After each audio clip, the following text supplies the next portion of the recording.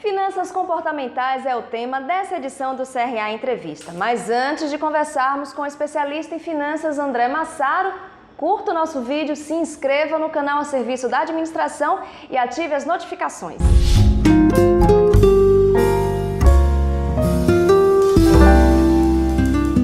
Agora sim, vamos começar o nosso bate-papo com André Massaro, que além de administrador com especialização em finanças e pós-graduação em economia, é professor, escritor, colunista do Portal Exame e coordenador do Grupo de Excelência em Administração Financeira do CRA São Paulo.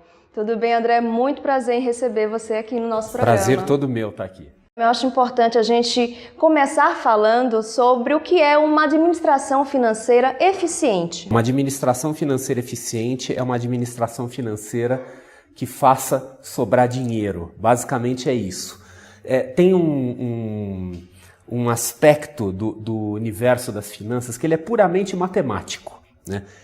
O dinheiro entra e o dinheiro sai. Só que ele tem que fazer isso nessa sequência. Ele tem que entrar primeiro, sair depois e sobrar alguma coisa, né? Inclusive, muito se fala, tanto num contexto pessoal quanto num contexto corporativo, da importância do equilíbrio financeiro. O equilíbrio financeiro, ele é importante, mas não é suficiente.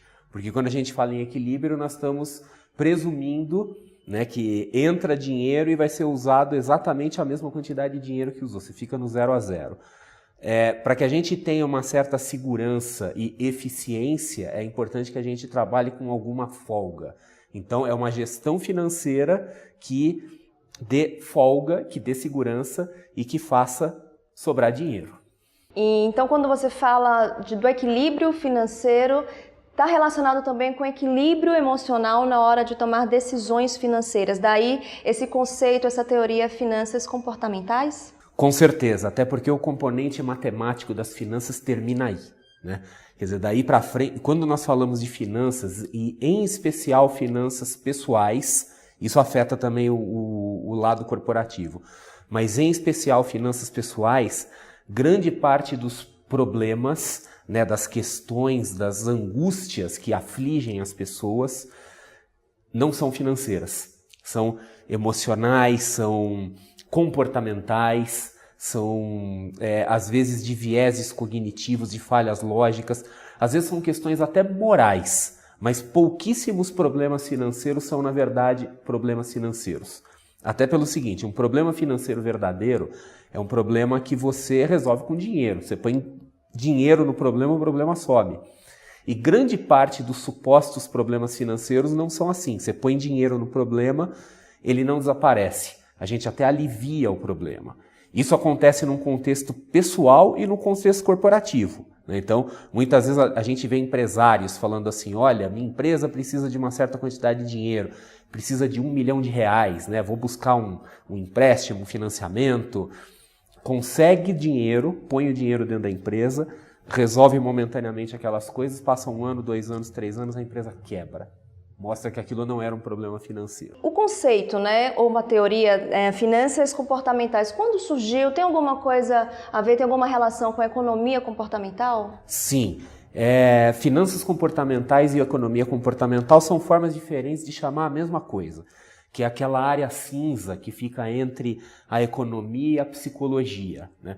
Então é um campo relativamente novo do conhecimento, que começou a ganhar popularidade na segunda metade do século XX, ali ao redor da década de 60, 70, e teve o seu momento de glória, vamos dizer assim, em 2002, quando um dos maiores expoentes da economia comportamental foi ganhador do Prêmio Nobel de Economia, que é o Daniel Kahneman, que é um psicólogo, não é economista, né, americano de origem israelense, e ele ganhou o Prêmio Nobel de Economia com uma tese chamada teoria da perspectiva ou efeito de exposição. Então esse é o momento assim que o mundo realmente tomou conhecimento das finanças comportamentais. É um mito a gente dizer que existe, né, o agente financeiro totalmente imparcial de emoções? Eu diria que basicamente é um mito, né? Ainda existe bastante forte a ideia de que as pessoas, os agentes econômicos, tomam suas decisões de forma racional. Principalmente no setor acadêmico ainda tem gente que defende essa visão. Mas isso vem caindo gradativamente, né? Quer dizer, a prática, a vida, o dia a dia mostra que as pessoas não tomam as decisões racionalmente. A gente acha que elas tomam suas decisões com a ideia de tentar maximizar o seu benefício, de tirar o máximo do dinheiro. Mas a gente vê na prática que muitas pessoas acabam perdendo dinheiro com as suas decisões. Bom, antes do André falar para a gente como você, profissional de administração, deve se preparar para ter mais equilíbrio emocional na hora de tomar decisões relacionadas com o dinheiro, ele vai falar para a gente agora como as emoções influenciam, né, no nosso comportamento na hora de tomar esse tipo de decisão. Que tipo de emoções, né, a gente acaba despertando? Olha, eu acho que tem muitas emoções, mas tem duas que merecem um destaque, né, que é o medo e a ganância. Inclusive, assim, quando a gente fala de mercados financeiros, e aí eu fico bastante à vontade para falar porque é minha área de origem, né? Eu sou de mercado de capitais. Costuma-se dizer que quando o mercado está em alta, por exemplo, a emoção dominante é a ganância, e quando o mercado está em baixa, a emoção dominante é o medo. Mas mesmo fora desse contexto de mercado de capitais, assim, no dia a dia, a gente vê muito a influência dessas e de outras emoções. Então, medos diversos, né? Por exemplo, pessoas tomando decisões, misturando muitas vezes longo prazo com curto prazo, acaba sacrificando o conforto e a segurança pessoal do longo prazo, às vezes por coisas de curto prazo. Quer dizer, faz uma série de misturas, né? A questão da ganância também muito presente. Quer dizer, às vezes as pessoas na tentativa de obterem mais acabam tomando decisões completamente destrambelhadas, completamente irracionais, né? A falta de planejamento também influencia? Falta de planejamento, questões afetivas. Então, às vezes a pessoa, por exemplo, ela gasta muito dinheiro com uma coisa, vai fazer uma compra ou vai comprar algum bem de alto valor. Por quê? Porque ela gosta, né? Não tem. Às vezes a pessoa compra, sei lá, um carro, uma televisão, alguma coisa cara e fala, por que você comprou isso? Né? E não tem explicação, é porque eu gosto, né? Então vira uma questão meio afetiva. Então praticamente todas as emoções acabam de alguma forma interferindo nas decisões financeiras e raramente interfere para o bem, né? Geralmente interfere para a gente perder dinheiro, por isso que nós temos que ser cuidadosos. Existe um preparo especial, um profissional que possa ajudar, né? Um profissional que trabalha na área de finanças a controlar mais essa parte emocional? Sim, existe, né? Apesar de que muitas vezes o profissional também é sujeito a esse tipo de emoção, então a gente não pode esperar perfeição, a gente não pode esperar uma racionalidade absoluta, porque nós não somos robôs, nós somos todos seres humanos. Mas é sempre interessante que a gente tenha algum tipo de ajuda na tomada de decisão. Por que os fatores emocionais não interferem tanto, por exemplo, na gestão financeira de uma empresa? Porque em organizações, primeiro aquela coisa assim, o dinheiro não é da pessoa que está tomando a decisão, então ela consegue ver com mais objetividade. E também porque na maioria das vezes as decisões não são tomadas sozinho, tem pessoas, né, no plural, tomando decisões. No contexto pessoal fica um pouco mais difícil, porque é o nosso dinheiro e nós tomamos decisões sozinhas. Então pode ser interessante, sob certas circunstâncias, recorrer à ajuda profissional, né?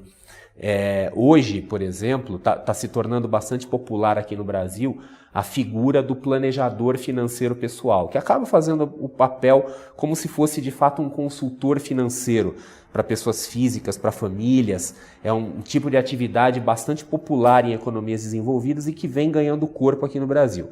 Então, para aquelas pessoas, por exemplo, que sentem que tem uma grande dificuldade em tomar decisões, que sentem que são constantemente assaltadas pelas emoções, pelas inseguranças, pode ser interessante sim buscar algum tipo de ajuda profissional. Além dessa influência emocional, também existem os vieses cognitivos. O que significam esses vieses nesse contexto que a gente está conversando? Vieses cognitivos são falhas lógicas, são falhas do nosso cérebro, né? Em que a gente acha uma coisa, mas na verdade é outra. E grande parte desses vieses, né, quer dizer, eles acontecem porque a nossa mente, a mente humana, ela é feita até por uma questão de preservação de energia, né? O cérebro é o órgão que mais consome energia no corpo, né? E nós somos programados para tentar preservar a energia.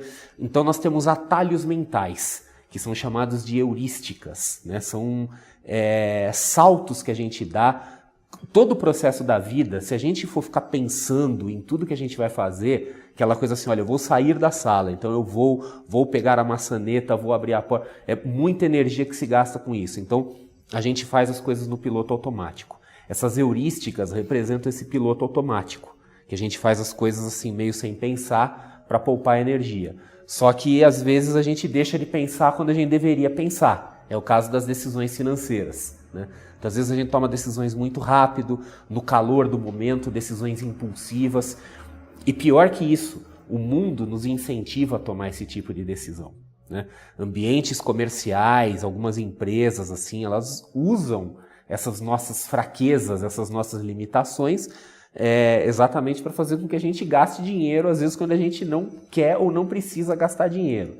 Então, para a gente conseguir contornar esses vieses cognitivos, nós temos que ter atenção, presença, né? Quer dizer, temos que ficar de olho na nossa própria impulsividade e sempre criticar as nossas decisões, principalmente as decisões de consumo, que é aí que estão as maiores armadilhas. Como você trabalha esse tema, finanças comportamentais, nas suas palestras, por exemplo, é um assunto constante nas suas colunas, né? Você é colunista do portal da revista Exame, da Rádio Jovem Pan. Como é que funciona isso? Como é que você leva esse assunto ao grande público? Esse assunto ele está permanentemente presente, ainda que às vezes eu não use esse nome, né? Eu nem sempre vou falar assim, agora eu vou falar de finanças comportamentais, mas eu diria que praticamente 100% dos meus conteúdos públicos, eles têm elementos de finanças comportamentais e às vezes eles são majoritariamente de finanças comportamentais, porque, de novo, poucos são os problemas financeiros que são verdadeiramente financeiros. Quer dizer, os problemas financeiros, eles em geral, eles são o lado visível de um problema não financeiro. Então, por exemplo, às vezes a gente vê uma pessoa que está numa situação financeira crítica, está devendo dinheiro, etc. Mas quando a gente vai investigar a vida dessa pessoa, você descobre que o que colocou ela naquela situação não é uma questão financeira. É uma questão de consumo, quer dizer, gastou mais do que devia, tomou decisões erradas, foi vítima dos próprios vieses cognitivos, né? Então, raramente um conteúdo de finanças ele é puramente financeiro. E o profissional de administração, você acha que ele está preocupado com esse assunto? Você convive, porque você também é administrador, você convive com colegas que debatem sobre esse assunto. Como é que está esse tema na classe dos profissionais de administração? A maioria, né, eu não vou dizer a maioria, mas uma parte significativa dos profissionais de finanças tem sua origem na administração. Ou se não tem origem na administração, tem origem em campos de conhecimento que são muito próximos da administração. Então a gente poderia expandir isso para o administrador no geral. Não só o administrador que está na parte financeira, mas que está em outras áreas também e que muitas vezes ele não percebe que as decisões de negócio que ele toma são influenciadas por fatores emocionais e comportamentais. Bom, André, você coordena aqui no CRA São Paulo o Grupo de Excelência em Administração Financeira.